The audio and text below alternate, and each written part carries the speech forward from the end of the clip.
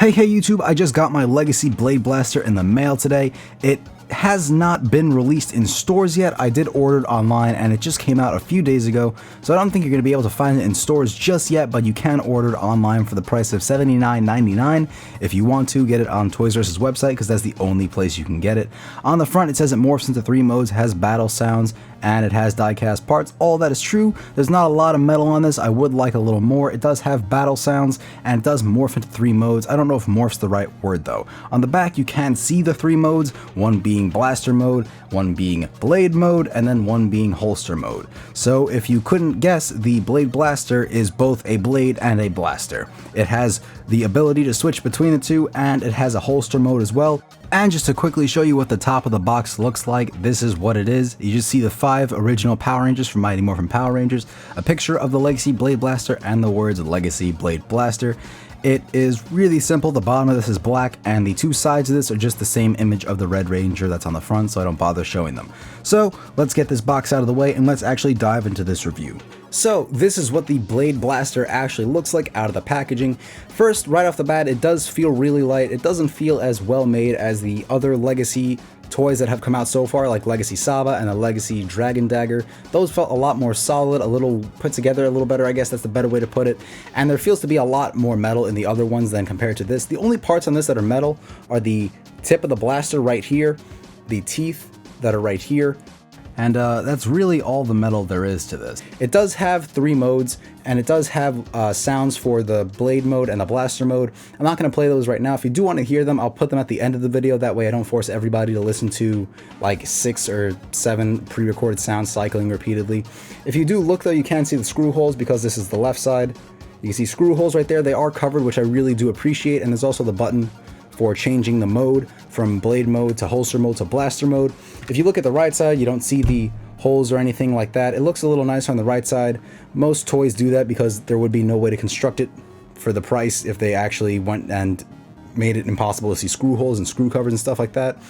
This is the speaker. This is the on-off switch for the sounds. The one thing that is almost like a pet peeve with this one for me is the fact that it does advertise repeatedly on the box that there is what they call holster mode, which is the way the Power Rangers would store this when they put this in their holster, and that is by holding the button right here and turning the handle up and also sliding this back so the teeth interlock. This is holster mode. This is basically just the in-between mode from blaster and blade mode, where you don't actually let the blade out. So it does look cool like this. It doesn't come with a damn holster though, which I don't understand because they advertise it so much on the box. This is $80 and it definitely isn't up to the build quality of the other versions of Legacy Power Ranger toys. So for the extra 20 cents it would have cost them to put in a little piece of molded plastic, I'm kind of upset they didn't include a holster with this if they keep explaining and beating me over the head with the fact that there is a blaster and holster mode. So, you know, if there is going to be a holster mode, maybe include a holster with it. I remember Power Ranger toys back in the day always came with a holster, so that just seemed like a pet peeve of mine. Another thing is the batteries are actually under this right here, this textured plastic. There's batteries, that's the battery compartment. It's actually very well hidden. I do like that. I guess I might as well show you what blade mode looks like. If you look on the bottom right here, you can see there's a little switch, and I'm going to zoom the camera out just a bit so you can see what blade mode looks like. All you do is push the switch forward and it snaps out the blade. Surprisingly enough, the blade is hard plastic. All the way through here, the sides and the tip are not metal. Those are plastic. They just don't want kids stabbing each other, and that's reasonable, I think. The only thing that I don't like is that this is also chrome plastic. They tried to make it look exactly like the metal, but it's not. This is chrome plastic, this is chrome plastic, so I wish they would have just went with straight metal. For $80, it doesn't really feel as well built as the previous ones did. Let me hold up my Sabasaur just for comparison. This is the Sabasaur where the blade is actually in. If it's out, it's too big on frame, so I'm just going to shorten it so you can see it all. This is what the Legacy Sabasaur looks like. You can see my hand has a lot of room. I could stretch my hand out as much as I want and still have room. For the Blade Blaster though, if I hold it, you can see that my hand pretty much takes up the entire, I guess, area for it, the hand guard. So the Legacy Sabasaur does seem to be scaled more towards adults. The Blade Blaster is still smaller. Let me push these all the way back so you can see it. The Blade Blaster is still smaller than the Legacy Sabasaur when it's shortened, which I think shouldn't be true or shouldn't be the way it is, but it is. The Legacy Sabasaur overall is only $20 more in price, and it feels a lot better. It's way better built, in my opinion, a lot more metal pieces, a lot better detail. The Blade Blaster isn't bad, but for $80, I really don't feel it's worth it. I can even show you really quick. The handle is way thinner, like scale-wise, the Blade Blaster is a lot thinner and smaller than the Saba Sword is.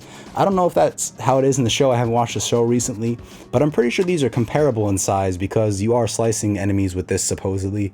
So I don't know why they made it so small in scale. I guess it wouldn't look right as a pistol otherwise, but it does come off as a little dinky when you hold the two together, I think. It's just because there's so little, I guess, plastic. It seems like it's just built to a smaller scale for some reason. I don't know why they did that. Legacy lines, in my mind, are marketed towards the older fans of Power Rangers who are now 20 years older and have a lot more disposable income, but still want the cool toys from the past, but a little better build quality. And I think that's reasonable. And I like that they're doing that, but I don't know if this one specifically is worth the $80, especially because this is literally all that comes in the box for $80. You don't get the holster, you don't get anything else. It is really cool, and I do enjoy it a bunch, but I personally wouldn't really, you know, buy this for $80 if I didn't already. If I were you, I'd probably hold off till it's around $60. That's where I feel the fairest price would be for this is.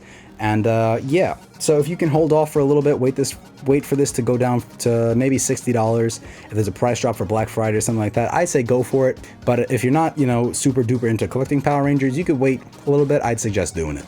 So thank you guys for watching. I hope you enjoyed the video review of the Legacy Blade Blaster. It is really cool, but it's just not worth the price. So thank you guys for watching. I hope you enjoyed, and don't forget to click subscribe if you liked the video because it's free, it's fun, and I'll see you guys in the next one. Here's what the powering on sound sounds like. And just the general blaster sound. It does make exploding sounds afterwards as well. There is no cocking sound though. I wish there was. Doesn't make a different sound. Does make an explosion though, which I do appreciate. If I do turn it into blade mode, it does make a transforming sound, and when the blade extends, it makes another sound as well. And there are clanging sounds if you're doing a sword fight or something like that. Just general slicing and cutting sounds. But that's really it. Thank you guys for watching again, and I'll see you next time.